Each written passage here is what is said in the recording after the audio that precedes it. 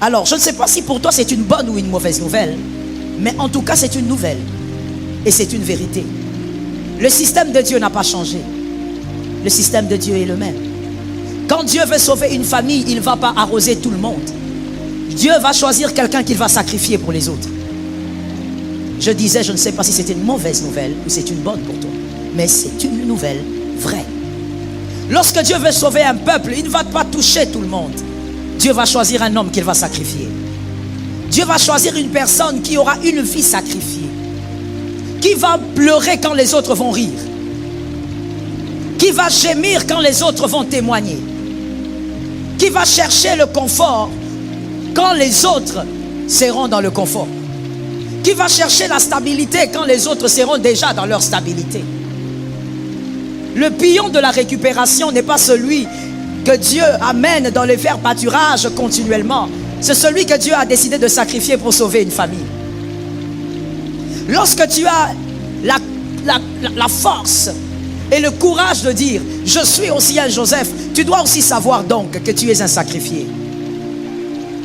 Si tu n'es pas un sacrifié, alors je crois que tu t'es perdu quelque part dans la Bible. Tu n'es pas celui-là. Je crois à une chose. Dans chaque saison, il y a des éléments que Dieu veut imposer dans une famille. Il y a des éléments que Dieu veut imposer dans un peuple. Mais pour ça, il faut qu'il sacrifie un homme. Pour ça, il faut qu'il choisisse celui qui va arroser les autres. Mais ce qu'on ne te dit pas, c'est qu'avant d'arroser les autres, tu seras d'abord sacrifié. Ça, je crois qu'on a oublié de te dire.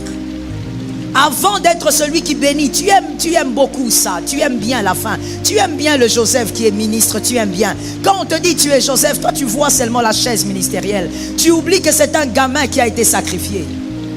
Pendant que des vieux comme Judas, comme Ruben, étaient en train de boire, de manger là-bas chez leur père, de dormir dans les couettes de leur mère, Joseph, lui, il était un esclave.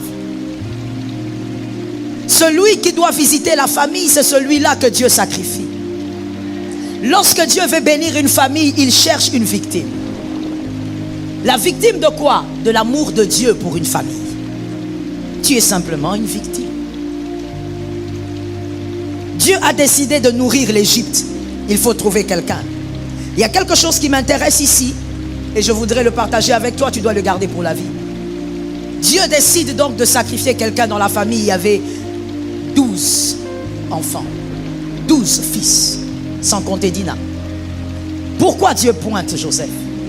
Pourquoi c'est lui au fait que Dieu décide de sacrifier? Pourquoi c'est le plus jeune? Pourquoi c'est le petit? Pourquoi c'est celui-là qui doit encore rester à la mamelle? Pourquoi c'est celui-là qui doit encore être sous l'abri de Jacob? Pourquoi ce ne sont pas tous ces grands garçons qui sont là? Pourquoi? Que quelqu'un me dise pourquoi. Des fois il faut se poser des questions de ce genre. Tu t'arrêtes un peu dans ta vie, tu te dis pourquoi? Pourquoi ça doit passer par moi? Pourquoi toi? Pourquoi c'est Joseph? Alors voici l'une des réponses que le Saint-Esprit m'a communiquées. Et j'ai trouvé ça très correct. Joseph a été le choix de Dieu parce que le cœur de Joseph était traitable. Le cœur de Joseph était un cœur traitable. Dieu savait que même si Joseph vivait des moments catastrophiques, des moments horribles, Dieu pouvait toujours récupérer son cœur. Le cœur de Joseph n'était pas comme le cœur de Ruben. Ce n'était pas comme le cœur des autres. Les autres, s'ils avaient vécu la même situation que Joseph, ils n'auraient peut-être jamais pardonné. La preuve, c'est que même quand ils viennent et qu'ils rencontrent Joseph, que Joseph s'est réconcilié avec eux. Quand vous lisez la Bible, vous verrez que ces hommes-là ont encore menti à Joseph. C'était des hommes intraitables. C'était des hommes qui avaient des cœurs déjà abîmés. Que quelqu'un me dise abîmés. Dis-le bien, dis-moi abîmés. Ces messages peuvent ne pas te plaire, mais si tu es là, je crois que c'est toi. Les autres avaient des cœurs abîmés, en dehors de Benjamin qui était encore tout petit. Ils avaient des cœurs pourris. Si Dieu avait permis que ces autres vivent ce que Joseph avait vécu, oh, il n'aurait jamais pardonné aux autres. Il n'aurait jamais fait bénéficier à Jacob la gloire de l'Égypte. Mais le cœur de Joseph était traitable. C'était un petit garçon, mais Dieu savait que même s'il vivait des moments difficiles, son cœur était récupérable. Et voici l'une des raisons encore qui m'a poussé à dire qu'il s'agissait du cœur. Joseph était celui qui obéissait à son père. Et Dieu a choisi celui qui obéissait à son père. Celui qui obéit à son père peut obéir à Dieu. Il y a quelqu'un qui dit, comment ça? Oui. Voilà pourquoi dans les choix de Dieu, Dieu n'a choisi que des hommes qui obéissaient à leur tuteur. Lis la Bible de Genèse à Apocalypse. Dieu n'a pas choisi des rebelles comme toi. Des rebelles qui n'ont rien à voir avec ce que leur père pense. Des rebelles qui n'ont rien à voir avec ce que leur mère pense. Des rebelles qui parlent lorsque le parent parle. Des rebelles qui pensent que la modernité tue l'honneur aux parents. Des rebelles qui pensent que lorsqu'on est adulte et qu'on peut faire un enfant, c'est qu'on devient comme son père. Des rebelles qui pensent que parce qu'on peut faire un enfant, qu'on est une femme, on sait comment pousser un enfant en dehors de son corps, qu'on est comme sa mère. Rebelle. Ce n'est pas parce que tu sais faire un enfant que tu es comme ton père. Cet amen est lépreux, donne-moi un amen. Je t'avais dit, je ne sais si c'est une bonne ou une mauvaise nouvelle, mais c'est une nouvelle. Ce n'est pas parce que tu peux faire un enfant que tu es comme ta mère. Dieu a choisi de Genèse à Apocalypse des hommes qui étaient capables d'obéir à leur tuteur. Il est allé choisir Jacob. Plutôt, il a choisi Joseph parce que Joseph obéissait à Jacob. Il est allé choisir Moïse. Oh oui, parce que Moïse était capable de se soumettre à Jéthro. Il est allé choisir David parce que David, malgré la haine de ses frères, le mépris de son père, il obéissait à son père. Tous les hommes que Dieu a choisis, c'était des hommes qui obéissaient à l'autorité. Voilà pourquoi, bien aimé, il y a des gens que Dieu ne choisira jamais. Vous moisirez dans les églises, mais Dieu ne vous choisira jamais. Pourquoi? Parce que vous êtes incapable d'obéir à l'autorité. Et vous ne savez pas qu'obéir à l'autorité, c'est même le principe de Dieu. Dieu a horreur de la désobéissance. Il dit lui-même, l'obéissance vaut mieux que le sacrifice. Depuis qu'il a été trahi par Lucifer au ciel, Dieu a horreur de la désobéissance. Il a horreur lorsque le subalterne est incapable d'obéir à son autorité. Dieu n'a choisi que des hommes qui étaient obéissants. Parce qu'un cœur qui est capable d'obéir à l'autorité est un cœur traitable. Tu as compris. Un cœur qui est capable d'obéir à une autorité est un cœur qu'on peut traiter. On peut dealer avec ce cœur. Mais toi, tu vois, tu as un grand problème. Tu as un grand problème. Let me say it. Laisse-moi tuer ça un peu. Par la grâce de Dieu. Tu penses au fait que ton respect dépend de ton rang. Que ce soit le rang social, que ce soit l'âge que tu as. Mon frère, le respect à certaines autres autorités, je reste seulement à parler de parents, ça n'a rien à voir avec ton rang social. Ça n'a rien à voir avec ton âge. Peu importe qui tu deviendras, c'est l'autorité à respecter. J'étais en train de le dire quelque part, je te le dis aussi. Les parents, même morts, sont sacrés. Tu vois pourquoi tu ne donnes pas un amen? Parce que c'est une génération pourrie. Une génération des hommes et des femmes qui grandissent comme des légumes. C'est-à-dire vous grandissez sans respect, sans discipline. On ne vous a pas dit qu'il y a des gens qu'on ne touche pas. Toi tu touches à tout. Voilà pourquoi même au pasteur tu touches. Et tu oses même dire, je veux toucher. S'il fait le mal, je touche. Parce qu'il a été enrôlé par toi. Je te réchoque. Parce qu'il a été appelé par toi. Il n'a pas été enrôlé par toi. Il n'a pas été appelé par toi. Il a un Dieu qui l'a appelé. Est-ce que quelqu'un m'entend bien? Est-ce que je peux parler de quelque chose sous le soleil? C'est une sottise que je vis sous le soleil. J'ouvre cette parenthèse-là. Toi, tu crois que tout bonnement, mon frère, toi, tu peux aller dans la maison du voisin, commencer à gifler l'enfant du voisin en disant à cet enfant, écoute, tu es impoli envers ton père et son papa est là. Mon frère, même s'il a été impoli devant son père, tu ne peux pas faire ça. L'homme de Dieu a été appelé par Dieu. Personne, aucun homme de Dieu n'a été appelé par vous. Je reprends la phrase, j'ai besoin d'un amen. Aucun homme de Dieu n'a été appelé par vous. Nous avons été appelés par Dieu lui-même. C'est Dieu qui nous juge, c'est Dieu qui nous régit. C'est Dieu qui décide sur nos vies.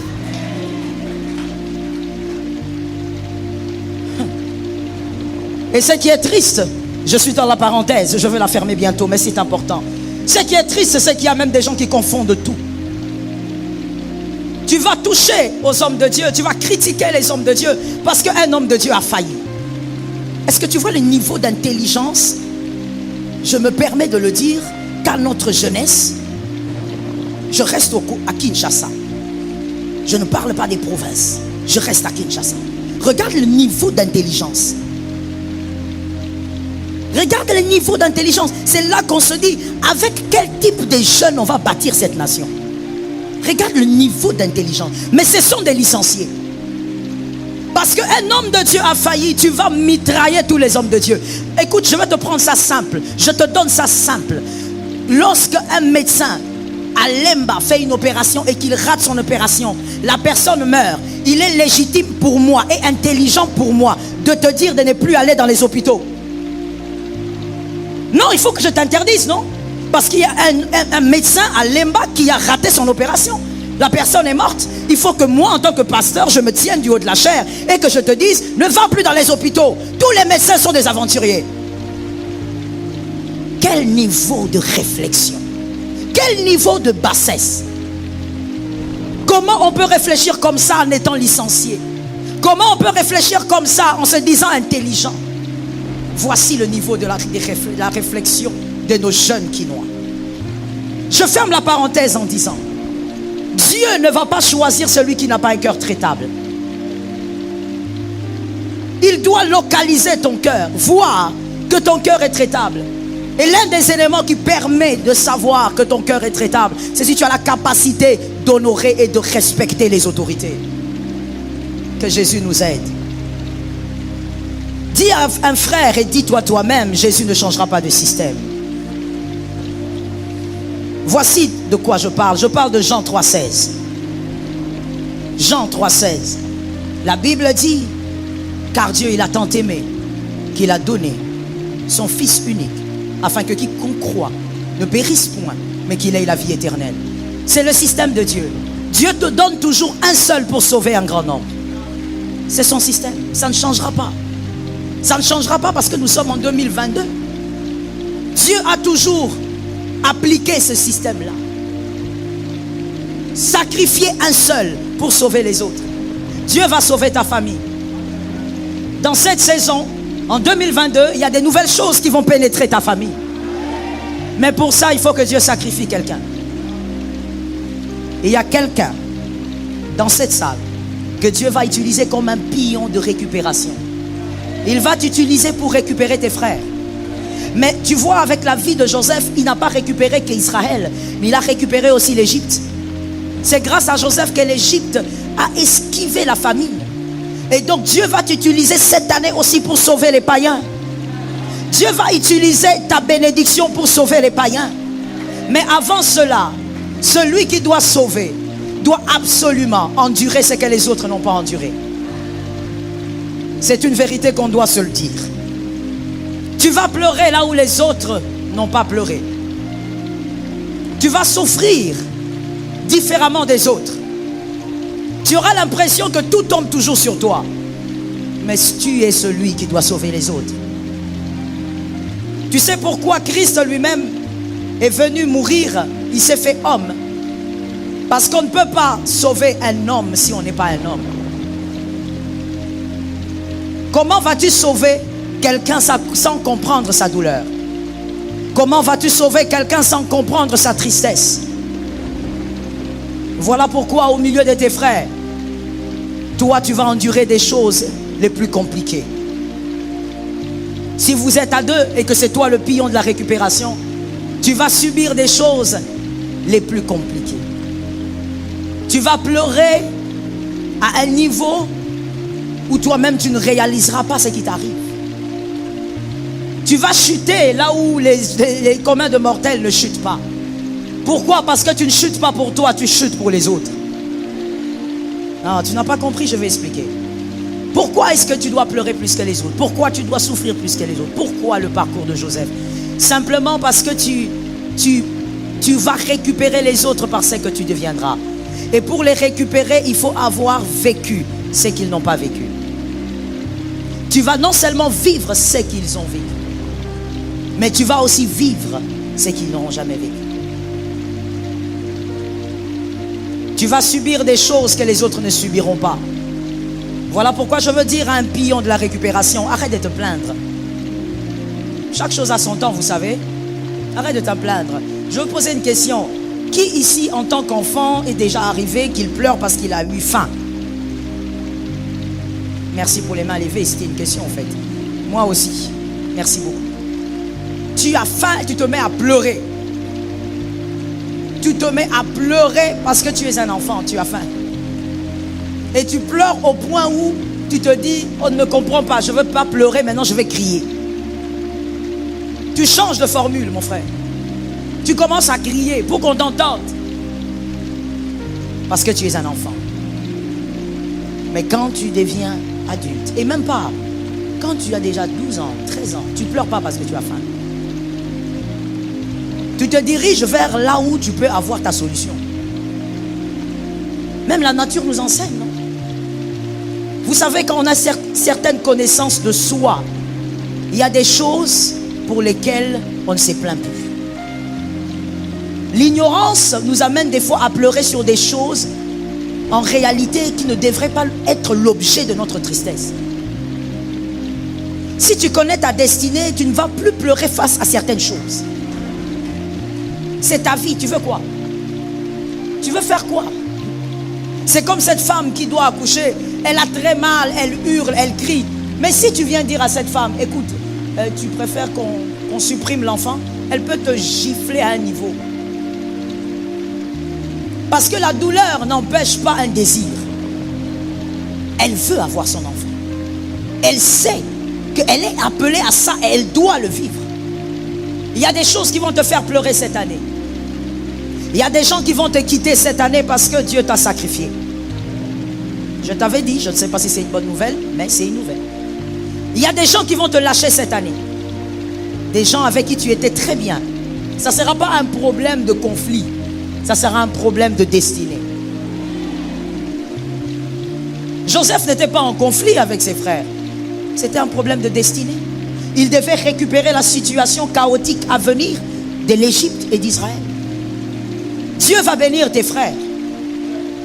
Dieu va bénir ta famille.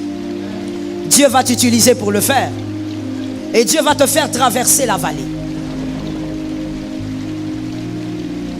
La parole de Dieu nous présente deux types de personnes dans Matthieu 6,10. Matthieu 6,10 et Matthieu 6,11. Deux versets qui se suivent. Voilà pourquoi je les ai choisis. Parce qu'ils se suivent. Matthieu 6,10 et Matthieu 6,11. Matthieu 6,10 parle de ce verset puissant qui dit que ton règne vienne. Que le règne de Dieu vienne. Et Matthieu 6,11, le verset qui suit juste après, lui parle d'autre chose. Il ne parle pas du règne, mais il parle du pain. Deux types de personnes qu'il y a sur la terre des hommes, sous le soleil. Et tu es forcément quelque part, mon frère. Forcément. Celui de Matthieu 6,10, au fait, c'est cette personne justement qui va vivre dans sa vie l'influence du règne de Dieu. Là où il y a le règne de Dieu, il y a la gloire. Là où il y a le règne de Dieu, il y a l'élévation. Il y a la puissance. Il va vivre l'influence du règne de Dieu. Il va vivre son élévation. Mais justement, pour vivre cette élévation, le prix, c'est d'être sacrifié. Ce sont des gens que Dieu ne va pas élever parce qu'ils demandent l'élévation. D'ailleurs, laisse-moi te donner une information importante que tu retiennes pour la vie. Dieu n'élève pas celui qui le cherche. Dieu ne lève pas celui qui cherche l'élévation. Dieu ne lève pas celui qui prie pour l'élévation.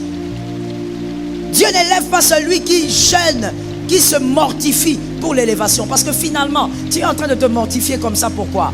C'est quoi que tu cherches exactement? C'est ta gloire? Ou c'est pourquoi d'ailleurs que tu cherches cette élévation comme ça? Dieu ne bénit pas, n'élève pas celui qui cherche l'élévation. Lis toute la Bible, il n'y en a pas. Je ne sais pas si toi tu vas être le 40e verset de la Bible, le 67e livre de la Bible. Dieu va t'élever parce que tu as demandé, tu es entré en retraite, tu as fermé toutes les portes, tu te mis à crier, Seigneur élève-moi, Seigneur élève-moi. Dieu n'élève pas celui qui cherche cette élévation. Dieu élève celui qui va bénir les autres. Dieu élève celui qui a été pris comme un sacrifié des autres. Dieu élève celui qui a la responsabilité de nourrir les autres.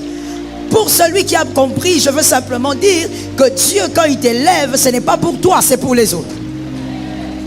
Ce n'est pas pour toi. C'est pour les autres. C'est pour nourrir l'Égypte et Israël. Quand Dieu te bénit, il crée un shift même financier dans ta vie. T'inquiète pas, ce n'est pas d'abord pour toi. Dieu ne t'élève pas parce qu'il veut te voir jubiler sur l'élévation ou autour de l'élévation. Dieu t'élève parce qu'il y a quelqu'un qui doit être sauvé quelque part. C'est le principe de Dieu. Voilà pourquoi, bien-aimés, cette catégorie de personnes, ce sont des gens qui ne cherchent pas l'élévation, qui ne prient pas pour ça. Mais ce sont les sacrifiés de Dieu parce que Dieu veut arroser les gens autour d'eux. Et quand Dieu veut arroser 3 personnes, il cherche un seul. Yes, this is how it goes. Lorsque Dieu veut arroser même 4, il cherche un seul. Celui-là qui pourra arroser les autres. Mais celui-là, il a un prix à payer. Que quelqu'un dise à son âme, j'ai un prix à payer. Vous savez, j'ai vu des gens vivre au fait le prix de leur élévation. Mais ce qui est étrange, c'est que pendant qu'ils sont en train de vivre le prix de leur élévation, ils quittent l'église. Ils s'éloignent des choses sacrées. Non, j'ai trop de problèmes, on ne me comprend pas, on ne m'aide pas. Mon frère, quand tu traverses le prix de ton élévation pour bénir les autres, il n'y a pas une prière qui va te sortir de là. Non, je veux le dire maintenant du haut de la chair et de manière directe. Il n'y a aucune prière qui te sortira de là. Il n'y a pas de prière qui puisse sortir Joseph de la prison. Il n'y en a pas. Non, on ne m'a pas soutenu en prière. Alors quand on ne me soutient pas comme ça, il n'y a pas d'amour dans cette église. Mon frère, tu veux qu'on te donne l'amour là comment? Qu'on te sorte ça par le pancréas. Tu veux que cet amour, on te présente ça comment? Et généralement, le constat que j'ai fait, et examinez vous-même, les gens qui réclament l'amour, c'est eux qui ne savent pas donner. Analysez à partir d'aujourd'hui, vous verrez. Toutes ces personnes-là qui sont autour de vous, qui disent, il n'y a pas d'amour ici, il n'y a pas d'amour ici. Ce sont des gens qui n'ont jamais rien donné. Toi, tu sais comment on donne l'amour. Tu as donné ça à qui? Tes propres enfants, tu les insultes. Je parle ou je laisse? Tes propres enfants, tu les as mis au monde, ils sont sortis de toi. Mais quand tu commences à les insulter, on croirait que tu es en train d'insulter le diable et ses démons. Toi, tu as donné l'amour à qui? Ton propre mari est dépassé quand tu l'insultes. Il te regarde comme ça, il n'arrive pas à croire. Et des fois même, il y a des hommes courageux qui disent même, c'est à moi que tu parles. Mon frère, tais-toi seulement. Parce que plus tu dis encore, c'est à toi qu'on parle, on t'humilie encore. Il est étonné, il te regarde, il dit, mais cette femme, elle va à l'église.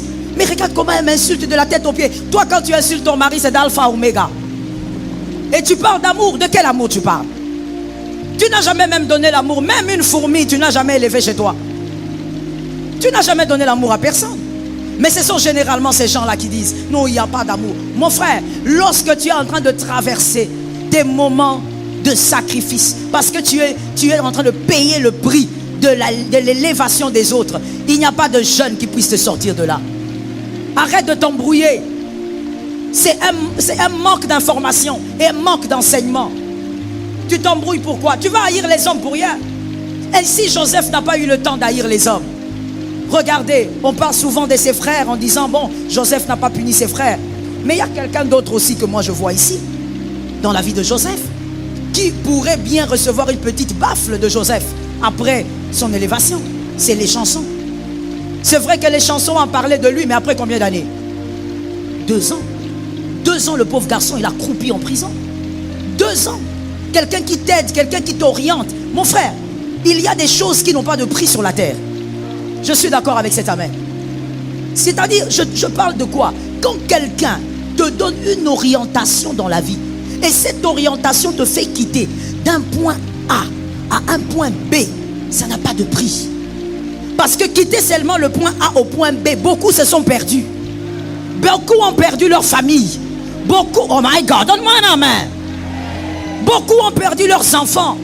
Beaucoup ont perdu des choses précieuses. Mais toi, quand quelqu'un te dit seulement, mon frère, fais ça, ça va marcher. Tu le fais, ça marche, ça n'a pas de prix. Et cet homme et son conseil sont précieux à tes yeux. Mais et les chansons, on t'aide, on t'oriente. Tu pars 2 ans, tu oublies quelqu'un, 2 ans. Quand Joseph a été élevé, pourquoi Joseph n'est pas allé voir les chansons pour lui dire, toi mon frère, tu m'avais quand même oublié, hein? Tu sais ça? Lorsqu'on est en train de payer le prix de son élévation et le prix à payer pour bénir les autres, mon frère, On ne se plaint pas. On endosse. Que quelqu'un dise à son frère, il faut avoir des épaules larges. Il faut endosser.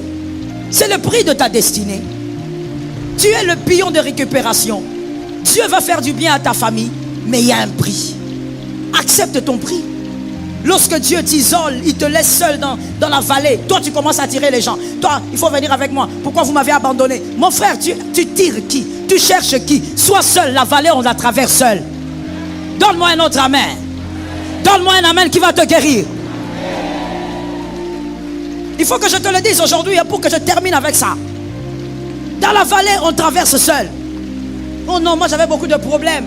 Beaucoup de problèmes là, on ne m'a pas aidé. Mon frère, si c'est le prix à payer pour que tu sois l'arrosoir de tes frères, tu ne dois pas t'en plaindre. Ne te plains pas des choses comme ça. Assume ta vie et assume le choix de Dieu sur toi. Très souvent nous disons, oh Joseph, puissant, grand, mais après combien d'années?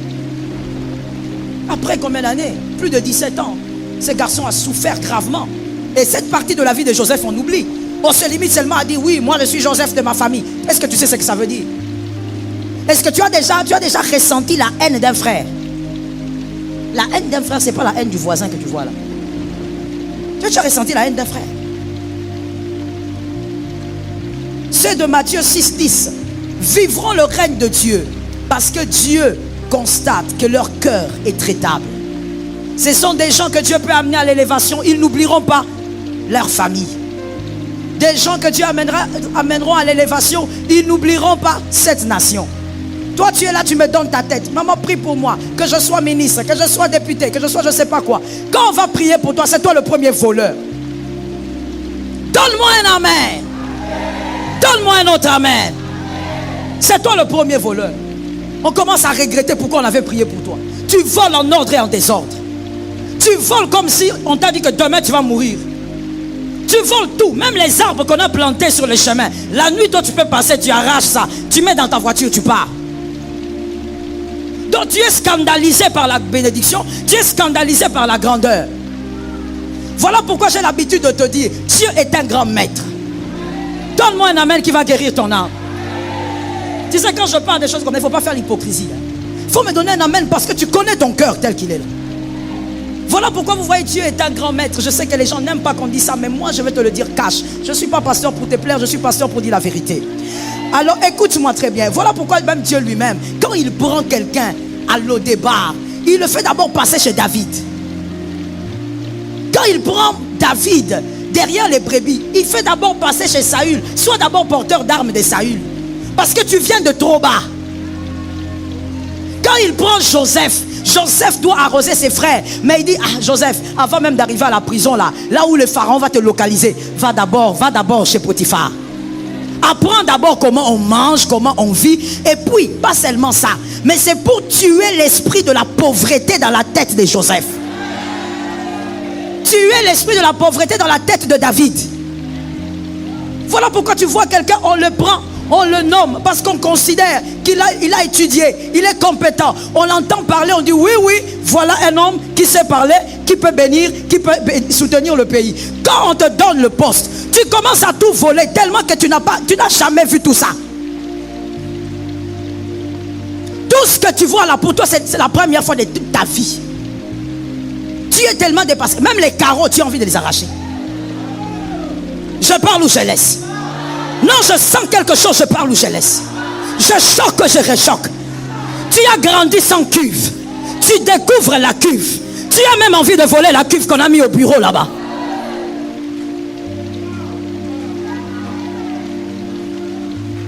Pourquoi? On t'a pris tellement bas. Dieu n'a rien à voir avec ce qui est bas. Dieu est celui qui donne l'élévation. Mais Dieu doit te faire passer par certaines maisons.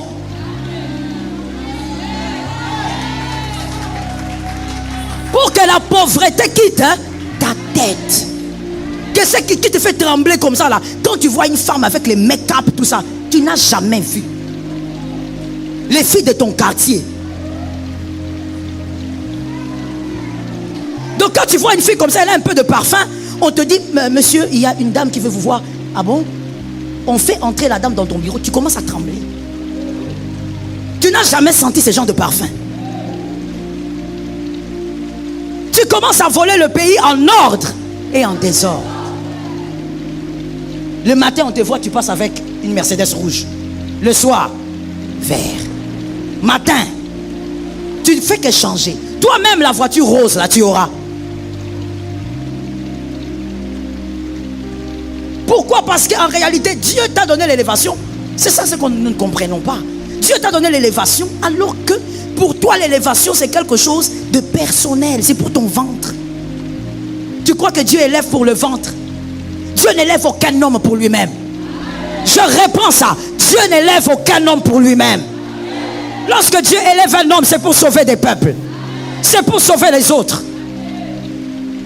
Tout le monde ne vivra pas le mystère de Matthieu 6,10. Non, tu demanderas, ça ne viendra pas. Ton cœur n'est pas traitable. Et Dieu sait que s'il te donne cette place-là, il n'y a personne qui sera en paix. Au contraire, on ne va plus respirer. On ne va plus respirer. Tu vas commencer à descendre, je parle ou je laisse. Je choque et je réchoque. Tu vas commencer à descendre sur le boulevard et tu commences à fouetter tout le monde. Pourquoi? Parce que tu es dans l'embouteillage. Toi, tu ne sais pas à Kinshasa, il y a des embouteillages. Tu ne sais pas. Tu commences à traumatiser tout le monde. Tu veux faire descendre tout le monde des voitures pour que ta voiture à toi passe. Si tu sens que l'embouteillage te dérange, il faut fabriquer une route aérienne.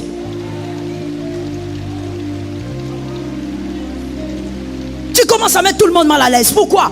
On t'a donné seulement un peu. Dieu t'a fait goûter seulement un peu. Mais le problème, c'est que vous avez fait goûter à quelqu'un. Je parle, hein? Tu as donné le poulet à celui qui a l'habitude de manger les frétins.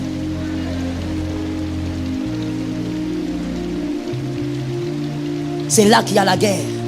Même Dieu, il sait dans tout son amour qu'on ne peut pas sortir quelqu'un de l'Odébar sans qu'il n'y ait un parcours.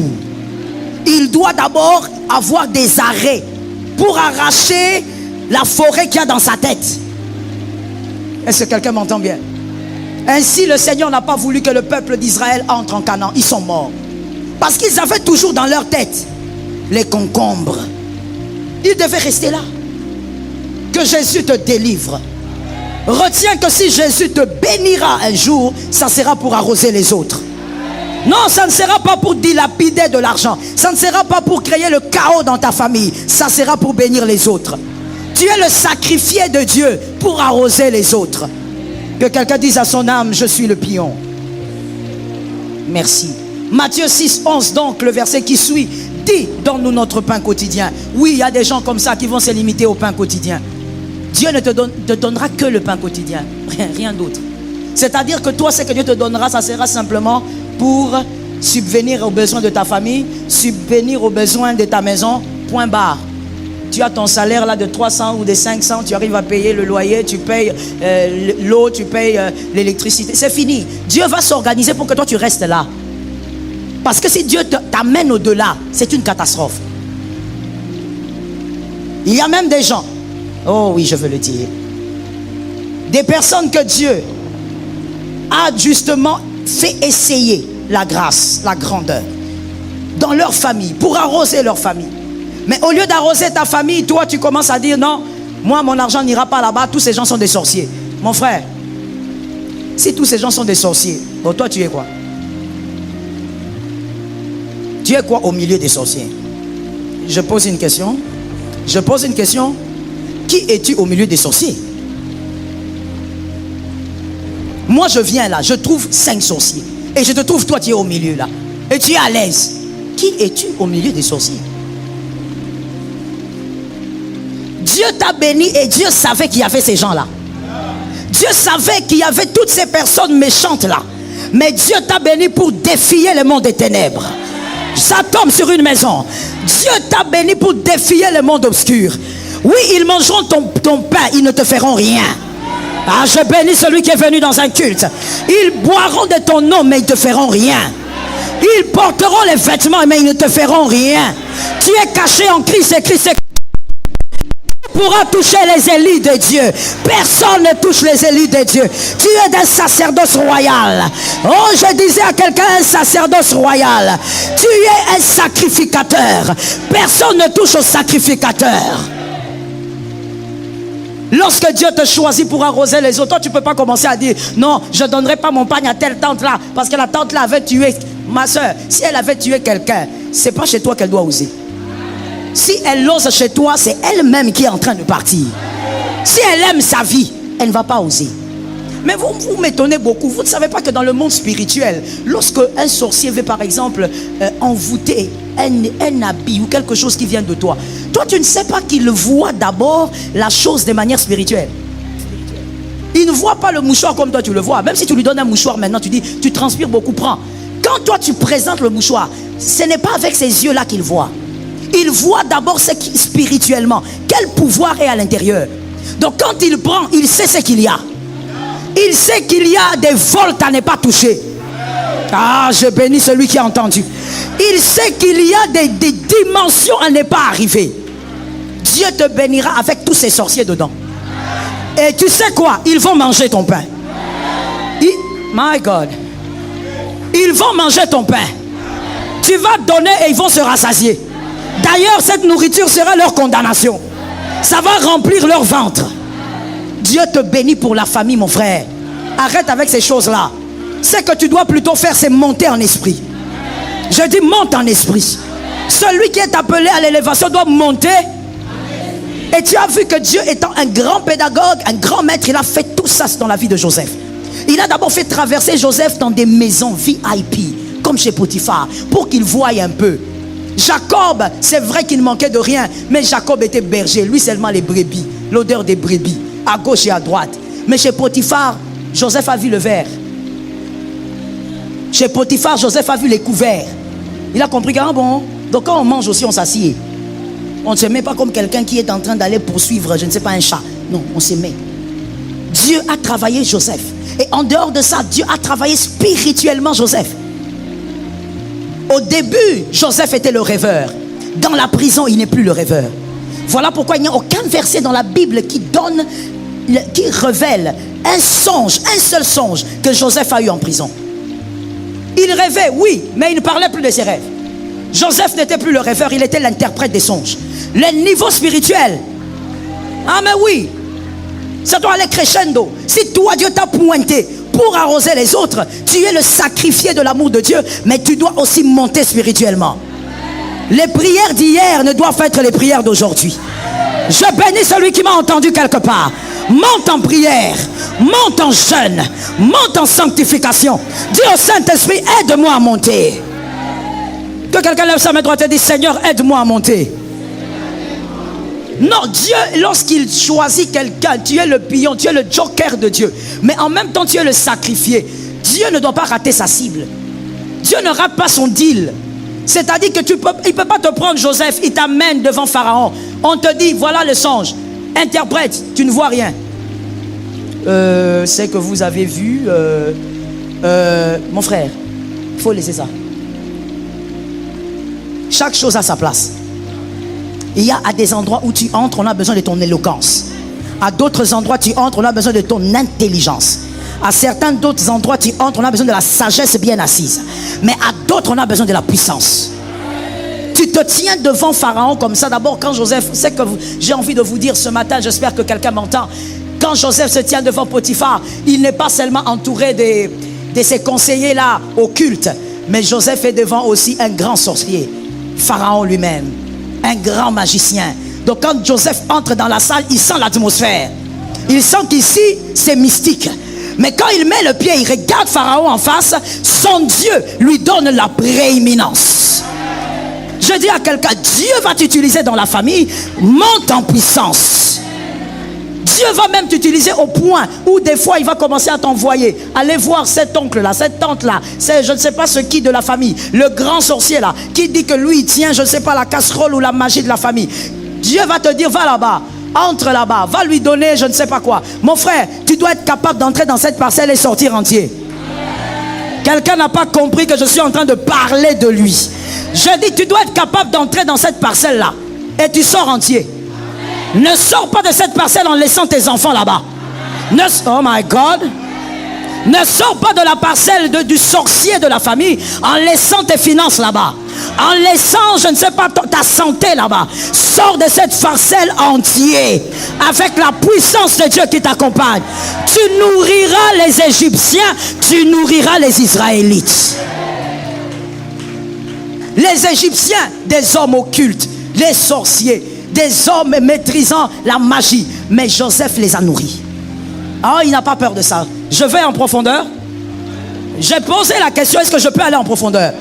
Je vais là-bas et j'espère que je vais m'atterrir quelque part là-bas. Je dis ceci, Joseph non seulement, oh my God, ce gars était puissant. Mon frère aime la puissance. Ce gars était puissant.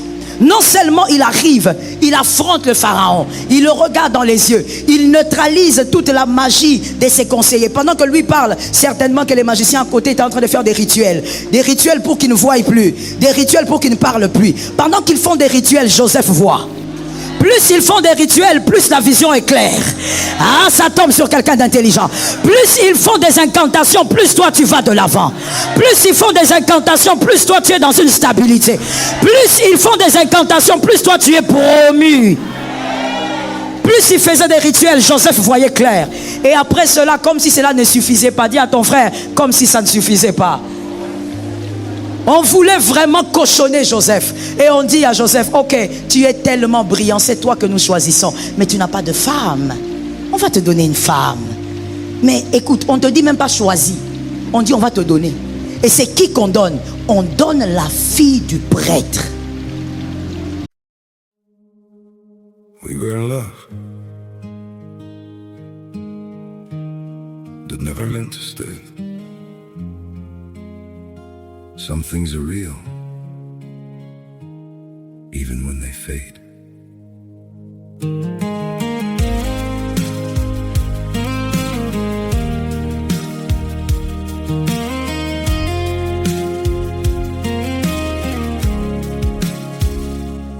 I used to think if we kept holding on, we could bend the truth somehow. But love can't fight what's pulling us apart, and it's breaking us down now.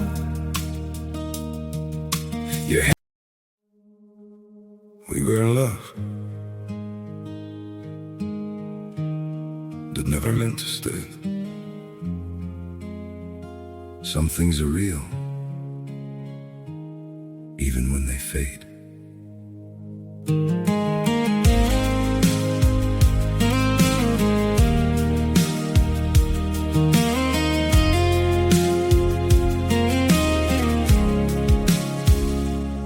I used to think if we kept holding on, we could bend the truth somehow. But love can't fight what's pulling us apart, and it's breaking us down now.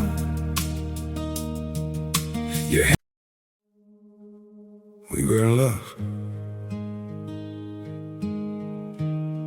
that never meant to stay. Some things are real, even when they fade.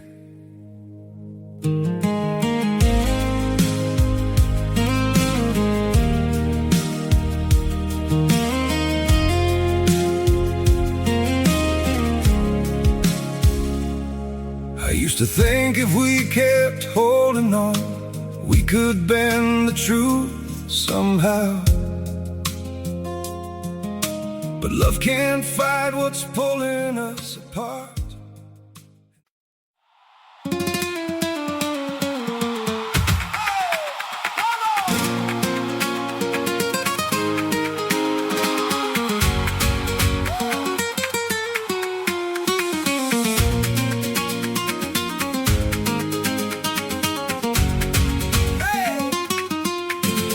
Te vi pasar con el pelo al viento y ese lunar me cambió el intento.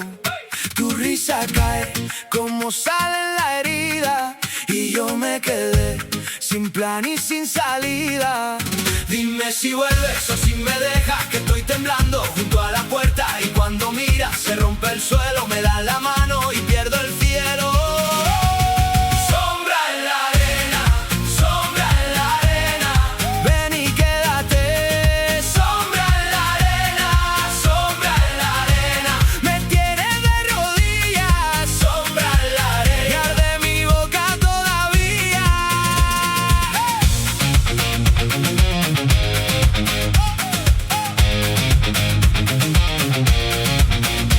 Cruza la plaza, tu falda en guerra, cada paso tuyo me desentierra, traes en la voz un filo de fiesta y en un segundo me abres la puerta. Yo no sabía que iba a caer, pero tus ojos me hacen volver. Dime si vuelves o si me dejas, que estoy temblando junto a la puerta. Y cuando miras se rompe el suelo, me das la mano y pierdo el cielo. Sombra en la arena, sombra en la arena. Ven y quédate. Sombra en la arena, sombra en la arena. Me tienes de rodillas. Sombra en la arena. Y arde mi boca todavía.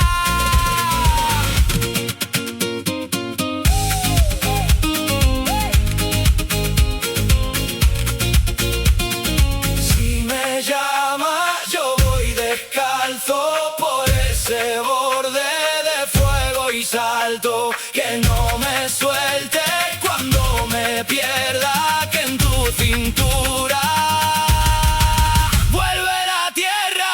Sombra en la arena, sombra en la arena. Ven y quédate. Sombra en la arena, sombra en la arena. Me tienes de rodillas. Sombra en la arena. Y arde mi boca todavía.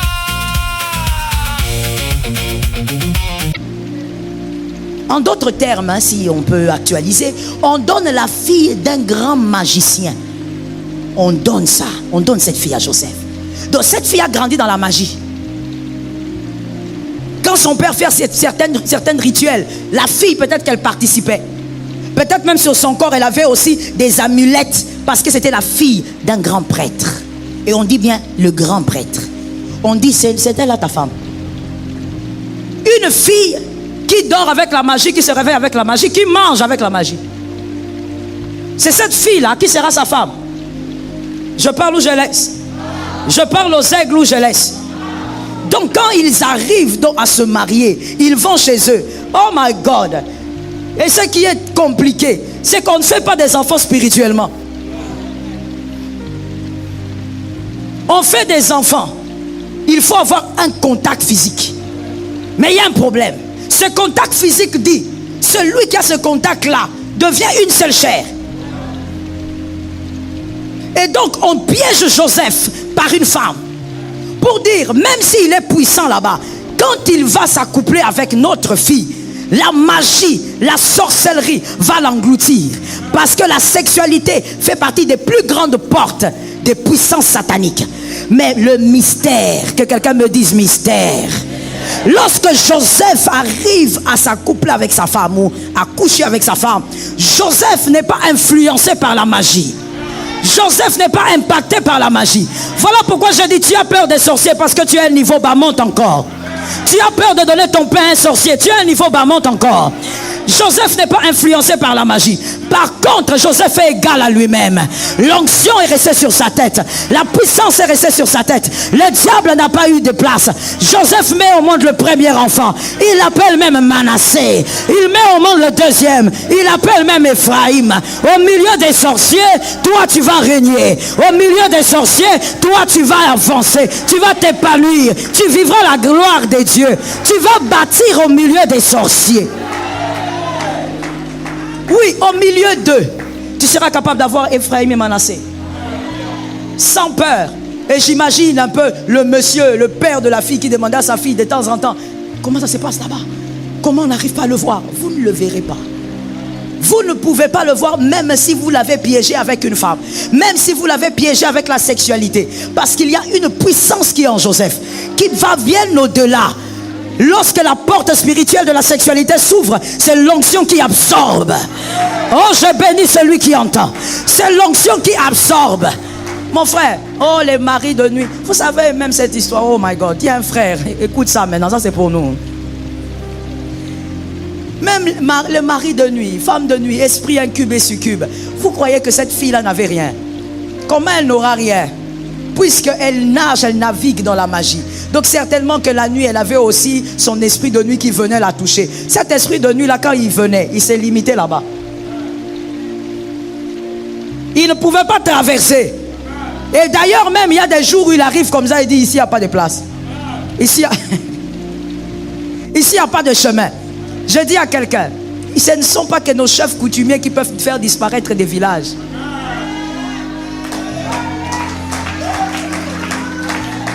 Je te comprends.